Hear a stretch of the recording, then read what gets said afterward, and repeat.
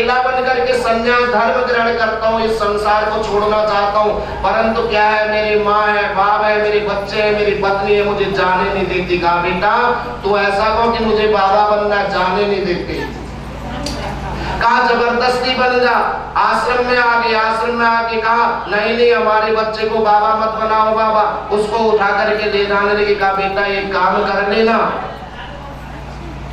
जब घर जा रहा है ना अपने को बीमार होने का बहाना करना, और तब मैं आगे की क्रिया अपने आप तेरे को समझा दूंगा तूने क्या करना है।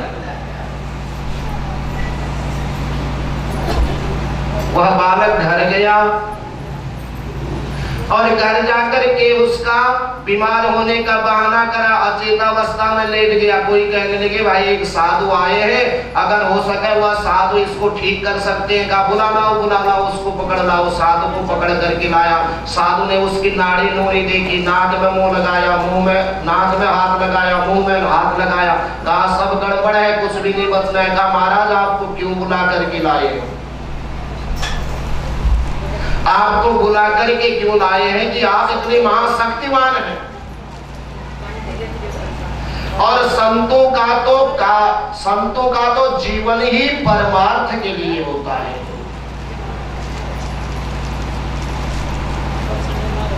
साधु महाराज कहने लगे सोचना पड़ेगा, कुछ सोच के बताने लगे भाई एक काम हो सकता है, इसको जिंदा तो कर सकते हैं, इसके बदले एक को मरना पड़ेगा।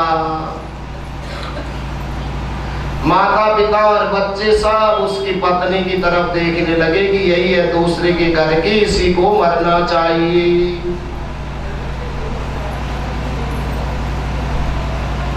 कहा बेटे तेरा पति तो मर गया, तू मर करके इसको जिंदा कर दे। उसकी पत्नी कहने लगी मेरे पति नहीं है और मैं तो अपने बच्चों का लालन पालन करूंगी। कहा तुम वृद्धावस्था को प्राप्त है, ससुर जी को क्यों नहीं भेज देते। तो वह ससुर जी क्या कहेगा, अगर मैं चले जाऊंगा इस परिवार का कौन लालन पालन करेगा। आपस में झगड़ने लगे, तू मर जा तू मर जा। जब बहुत समय व्यतीत हो गया तो साधु ने कहा रुक जाओ भाई रुक जाओ, चुप हो जाओ। कहा एक काम करके हो सकता है। कहा महाराज हम सब तो घरग्रस्त हैं, हमारे मरने पर तो किसी को चिंता होगी, लेकिन तुम्हारा तो कुछ नहीं है, इसके बदले तुम ही मर जाओ। श्री राधे राधे। वह बच्चा उठ खड़ा हुआ, उसने देख लिया संसार में न माता न पितरों न बंधु न भ्राता। इस संसार में माता पिता बंधु भाई यह कब तक के हैं, जब तक इस माया के स्नेह पास में बंधे हुए हैं। हाथियों ने सोचा इस हाथी को छुड़ा नहीं सकते, कहा हमें क्यों मरना है इसके साथ। अगर हम इसके चक्कर में लगे रहेंगे तो हम भी हाथी के साथ मृत्यु के ग्रास बन जाएंगे, हमें यह छोड़ देना चाहिए। सारे छोड़ करके जल से वापस आ गए। हाथी कह रहा है तुम लोग कहाँ जा रहे हो। कहा महाराज आपको तो यह ग्रह ले डूबेगा और आपके साथ हम भी क्यों मरे, हम तो तभी जा रहे हैं। देखिए यही हाथी की कथा नहीं, प्रत्येक जीव की कथा है। प्रत्येक जीव की यह कथा है कि जब धन और बल समाप्त हो जाता है तब सारे परिकर छोड़ करके किनारे हो जाते हैं। कितने लोग कहते हैं ना आईसीयू में भर्ती कराया है पंडित जी, कब तक सांस चलेगी, पैसे भी लग रहे हैं, ठीक भी नहीं हो रहे। आंटी जाके गिनो लो ना, आगे नो लो ना। ग्रह ने डूबा और उसी समय जब अपने परिक्रम की यह व्यवस्था गज ने देखी ना, उसको बैराग्य आ गया। श्री कृष्ण गोविंद हरे मुरारे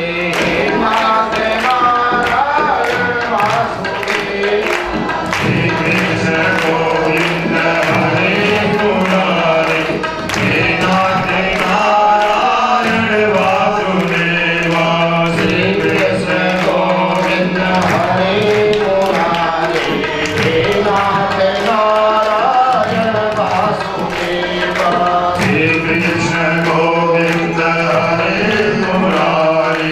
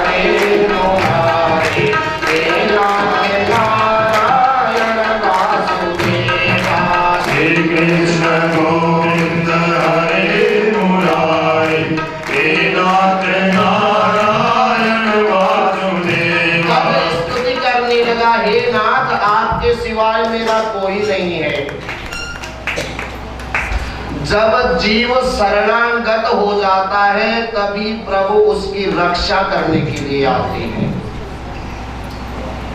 प्रभु मेरे आपके सिवाय मुझे बचाने वाला कोई नहीं है, मेरी रक्षा करो रक्षा करो। इस प्रकार से जब प्रभु की स्तुति कर रहा था, दूर से ही एक विमान आते दिखा, उसमें शंख चक्र गदा पद्म धारण करे हुए पीतांबरधारी भगवान कृष्ण के दर्शन करके बारंबार उनको दंडवत प्रणाम करने लगा। भगवान ने सोचा आज मेरे भक्त को मेरी आवश्यकता है, जाकर के जल में कूदे और दोनों को हाथी को पकड़ के ऊपर लाए, उसके साथ मकर भी आ गया। अपने सुदर्शन चक्र से उस ग्राह को काट डाला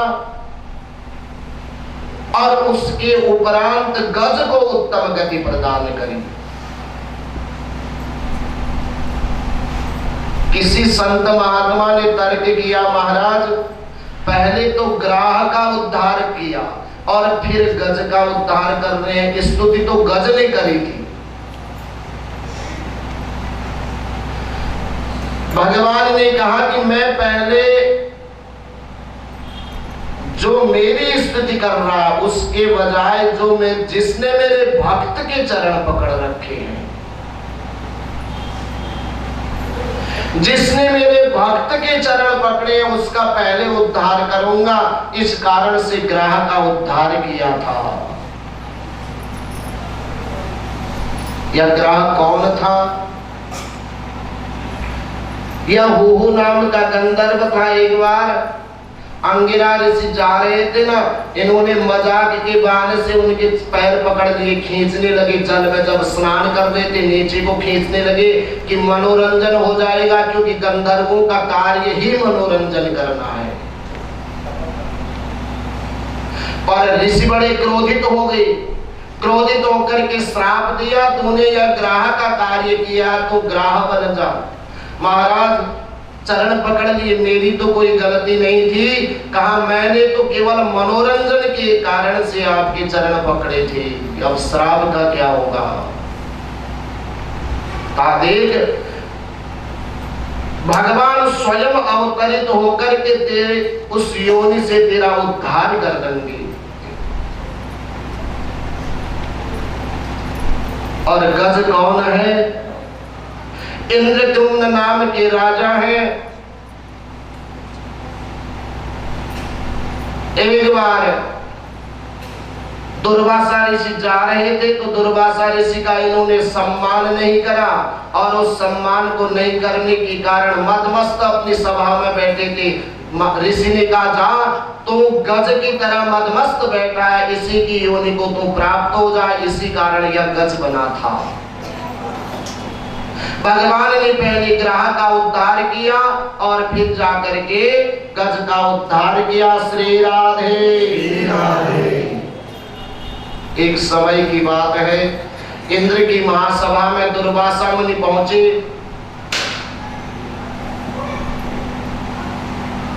जब दुर्वासा जी गए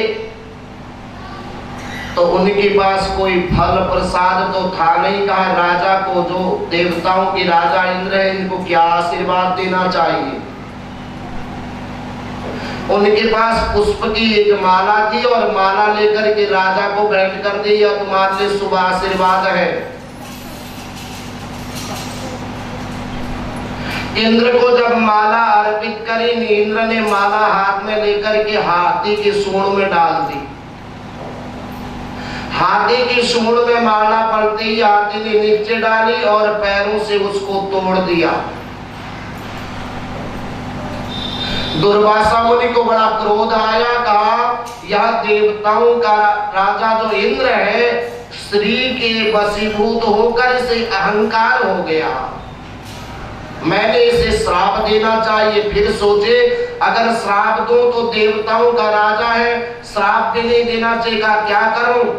श्राप तो अवश्य देना चाहिए। मेरा तो अपमान इसने किया, और पुष्प में कौन बैठे रहता है? पुष्पों के ऊपर लक्ष्मी जी का वास होता है, और इस इंद्र ने आज लक्ष्मी का अपमान किया है। कह दिया जा तू इस शरीर से हीन हो जा, तेरे पास जितने 8 ऐश्वर्य हैं इन ऐश्वर्यों से हीन हो जा।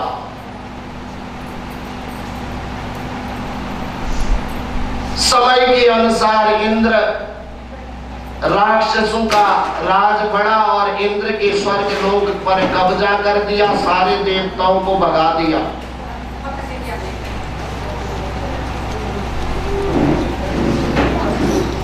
सारे देवताओं को स्वर्ग लोक से भगा दिया।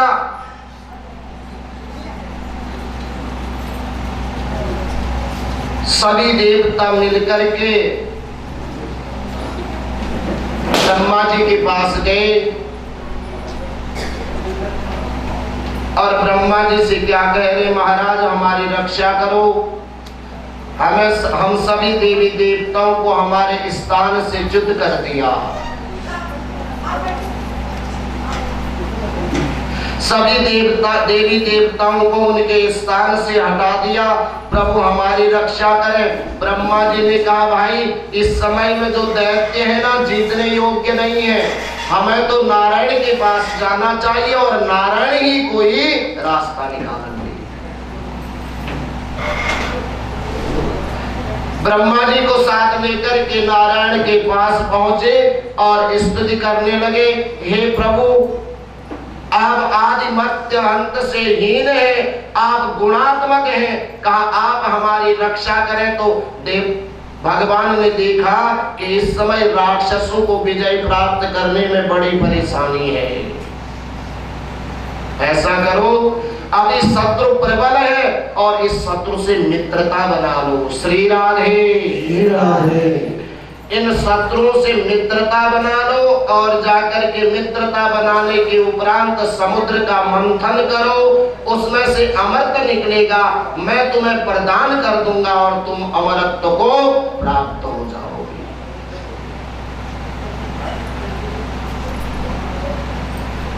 भगवान की आज्ञा लेकर देवता दैत्यों के पास पहुंचे। भाई लड़ झगड़ करके तो कुछ भी नहीं मिलेगा, हमें ऐसा उद्योग करना चाहिए कि तुम्हें भी फायदा हो और हमें भी फायदा हो।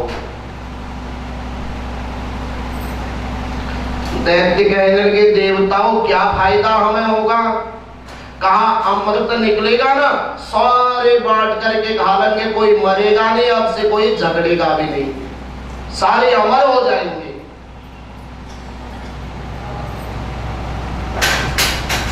दैत्य राजी हो गए और सारे मिलकर के मदरांचल पर्वत को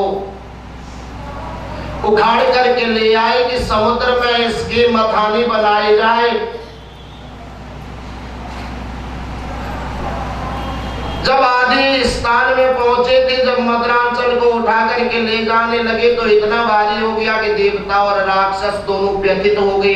देवता और दानव सोचे इसको कैसे उठाएंगे। इसी समय भगवान गरुड़ में सवार होके आए और ले जा करके समुद्र में रख दिया। श्री राधे राधे।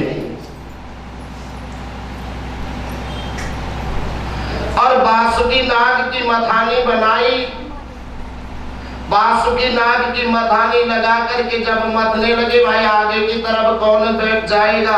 भगवान ने सोचा कि हम जहां पहले जाएंगे ना तो दैत्य हमें कहेंगे नहीं, क्योंकि दैत्यों का स्वभाव है हर कार्य में टोका टाकी करना। आप लोगों ने देखा होगा कुछ जीव ऐसे होते हैं जो किसी भी शुभ कार्य में टोका टाकी करते हैं। दीदी पुत्र है। भगवान ने कहा हम तो इसके आगे के मुंह की तरफ से पकड़ेंगे, पूछ तो अमंगल है। दैत्यों ने सोचा या देवता अमंगल पूछ को हमारे हाथ में दे रहे तो हम तो पूछ लेके चले जाएंगे, इनको सब मिल जाएगा। कहा हम तो मुंह की तरफ से खींचेंगे। खींचने लगे, जब खींचने लगे तो समुद्र में नीचे नीचे को मदरांचल पर्वत जाने लगा। भगवान ने कहा हे प्रभु अब क्या होगा। भगवान ने कश्यपावतार लेकर के अपने ऊपर उस मथाने को रोक दिया कि समुद्र में नीचे को नहीं जावे।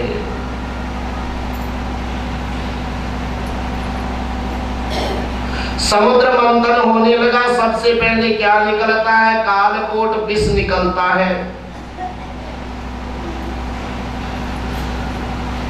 कालकूट विष निकला तो आपस में झगड़ने लगे, तुम पियोगे तुम पियोगे, कौन पिएगा भाई, चलो कहा भगवान शंकर के पास आते हैं, जो काम कोई नहीं करेगा तो वह कर देंगे।